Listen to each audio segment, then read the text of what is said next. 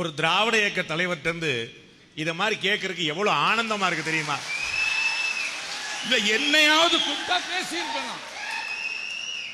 என்ன கூப்பிட்டா நான் பேசியிருப்பேன். பேசுறாங்களா? இல்ல. அந்த மாநாட்டில் என்ன பேசினார்கள்? எதையும் பேசல. அருணகிரிநாதர் மலையின் உச்சியிலிருந்து குதிக்கிறார்.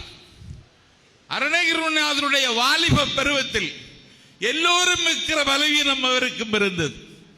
ஒரு நாள் அவர் விலைமாதுவின் வீட்டில் போய்விட்டு வருகிற பொழுது உண்ட உணவின் கொழுப்புக்களை பிறரோடு கூடி தனித்துக் கொள்வதுதான் வாழ்க்கையா என்று உடன் பிறந்த தமக்கை கேட்டார்.